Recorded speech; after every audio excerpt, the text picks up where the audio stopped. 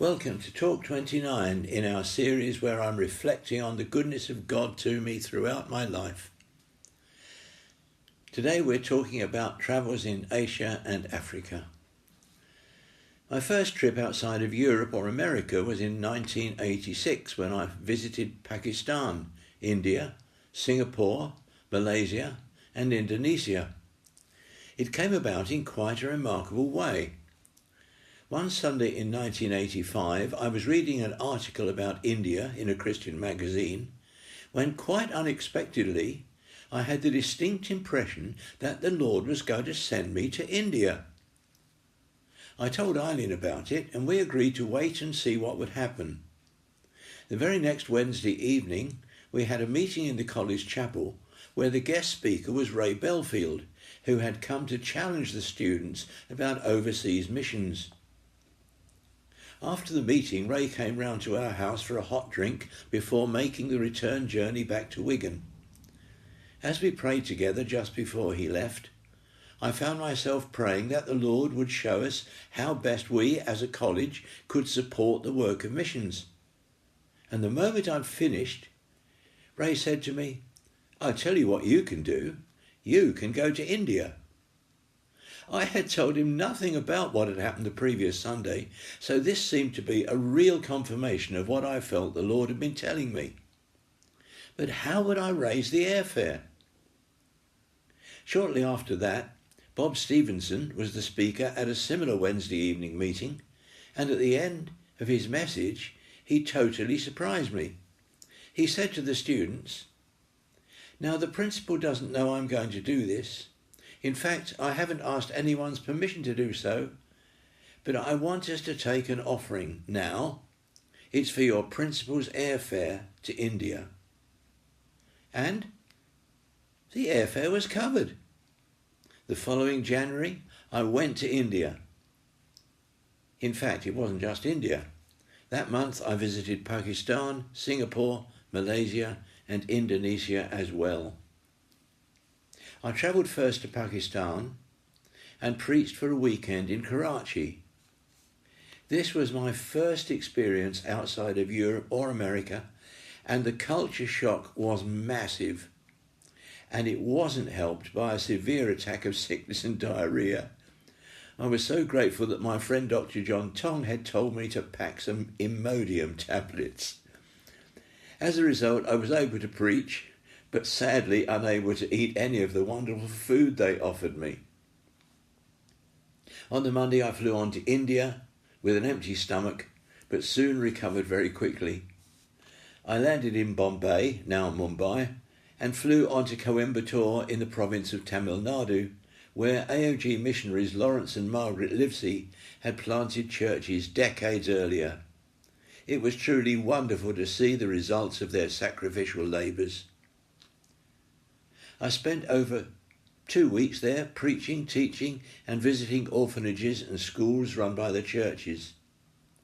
David Prakasam and Lawrence Aramanayagam had both been students at Madison and were now training others to plant churches. One of the greatest thrills of my trip was to visit some of the many churches that had been planted by the students of our students. I saw very clearly that what we were doing at Mattersey was following Paul's instruction to Timothy in 2 Timothy 2:2. The things that you have heard from me, the same teach to faithful men, who by their word shall teach others also. The rest of my trip was spent in short visits to Singapore, Malaysia and Indonesia. I was based with Cyril and Barbara Cross, British missionaries in Singapore, who looked after me very well. Before I flew back home, I had the privilege of preaching in Bible College Chapel in Kuala Lumpur, a large AOG church in Singapore, and a very lively house group led by an 18-year-old girl in Medan, Indonesia. If I had ever had doubts about women's ministry in the past, that girl's anointed leadership gift was more than enough to change my mind. My final trip to countries beyond Europe, while we were still at Mattersey, was in Burkina Faso in the year 2000. Several of our students at Madison had come from that part of Africa, formerly known as the Upper Volta. Like our students from India, most of them came on full scholarships, which we provided for them. The first of these was Getawendrawamba, the student I mentioned earlier, who had recognised that a woman speaking in tongues in a college rally in Manchester was speaking in Moray, his own native language. Another who came to Madison a few years later was Philippe Wedrogo, who, when he first arrived at Madison, couldn't speak a word of English. I remember picking him up at Retford Station and speaking to him in French, giving him his first English lesson on the 10-minute journey back to college. Passing a field of cows, I pointed at them and said, "Les vaches, en anglais, cows." Not that that piece of information would be much help for his studies at Madison, but it was a start, and Philippe became remarkably proficient in English in just a few weeks. It was through him that we received the invitation to Burkina Faso in November 2000. Eileen was very much looking forward to coming with me, but unfortunately was prevented from doing so at the last minute. Eileen had retired in 1999 after serving as college matron for 21 years and was at home in the utility room doing some decorating. As she was putting up a frieze, she climbed onto the washing machine to help her reach the top of the wall and, losing her balance, fell off it backwards onto the hard floor, breaking the top of her arm close to the shoulder. On hearing the news, I was home within minutes. Our house was in the college grounds, and rushed her to A&E, who confirmed the fracture and strongly advised her not to make the trip to Africa. And when I arrived there a few days later and experienced travelling on their bumpy roads, it was clear that we had made the right decision. The leaders in Ouagadougou were so impressed that she had let me come that they sent me home a few days earlier than planned.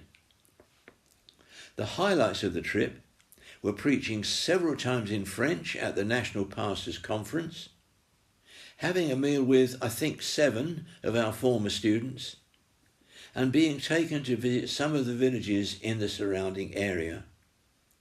I shall never forget a lady giving me one of her chickens as a thank you for visiting her humble home, and being taken by Philippe to a pool inhabited by several alligators.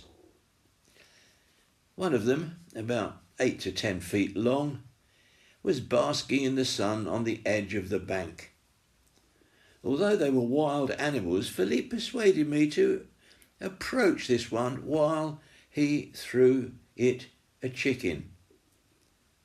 Then he encouraged me to pick up its tail, and I, not liking to appear not to trust him, cautiously did as he said.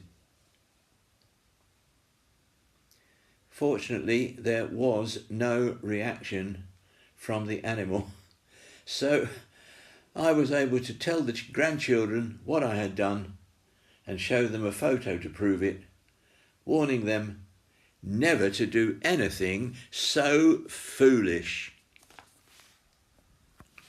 But actually, it wasn't as foolish as it sounds.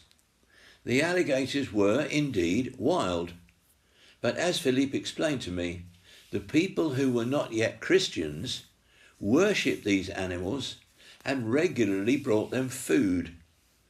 As a result, they had become relatively tame.